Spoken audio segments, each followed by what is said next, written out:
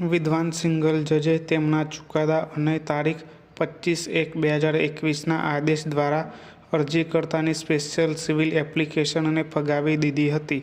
હાલની letters patent અપીલને letters પેટન્ટના close 15 હેઠળ પ્રાધાન્ય આપવામાં આવ્યું છે.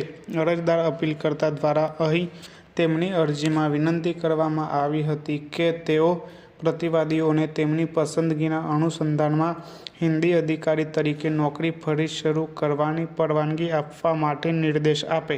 અરજદારને નોકરી ફરીથી શરૂ કરવાની મંજૂરી ન આપવા માટે પ્રતિવાદી તરફથી કરાયેલી કાર્યવાહી ગેરકાયદેસર અને મનસ્વી હતી. ફકરો: ઉપરોક્ત અરજી તારીખ 3/2/2021ના રોજ હિન્દુસ્તાન જોબમાં પ્રકાશિત થયેલ જાહેરાતની લાયકાત અને અન્ય બાબતો સાથે અરજદારે હિન્દી અધિકારીની પોસ્ટ માટે અરજી કરી હતી. અરજદારના કહેવા પ્રમાણે તે જાહેરાતમાં જરૂરી લાયકાત પૂરી કરી રહ્યો હતો.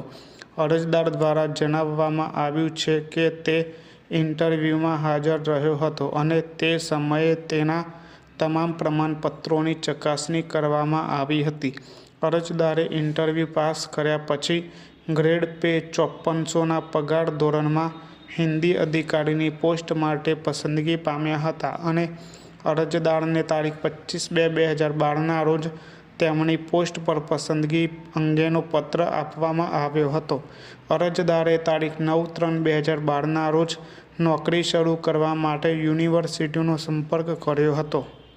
પરંતુ તેને મંજૂરી આપવામાં આવી ન હતી અને અરજદારને તારીખ 12/3/2012નો પત્ર આપવામાં આવ્યો હતો, જેનો અરજદારે 13/3/2012ના રોજ જવાબ આપ્યો હતો. ફકરો: અરજદારનો કેસ છે કે તેને નોકરી ફરીથી શરૂ કરવાની મંજૂરી આપવામાં આવી ન હતી અને વહીવટીતંત્ર દ્વારા માંગવામાં આવેલા દસ્તાવેજો રજૂ કરવા માટે કહેવામાં આવ્યું હતું. તે પછી અરજદાર તેના હોમ ટાઉન વારાણસી આવ્યો હતો અને તમામ કાગળો અને પ્રમાણપત્રો મેળવવાની વ્યવસ્થા કરી હતી.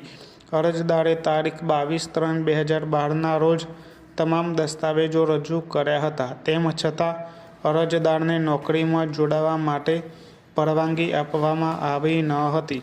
અરજદારનો વિરોધ કરતા પ્રતિવાદી યુનિવર્સિટીએ જાહેરાત અને યુનિવર્સિટીના વટહુકમ મુજબ જરૂરી લાયકાત અને અનુભવના આધારે અરજદારને તારીખ 25/2/2012ના પત્ર દ્વારા પોસ્ટ માટે પસંદગી વિશે જાણ કરવામાં આવી હતી અને નોકરીમાં હાજર થતા પહેલા તમામ મૂળ દસ્તાવેજો વિશે ખાતરી કરવી જરૂરી હતી.